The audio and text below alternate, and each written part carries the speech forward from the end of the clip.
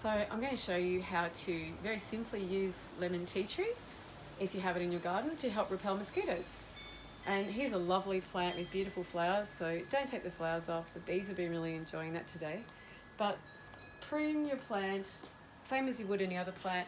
Harvest and prune at the same time because you don't have a massive plant, or you possibly don't. So here I need to get it away from the edge of this walkway. So I'm just going to do a bit of tip pruning.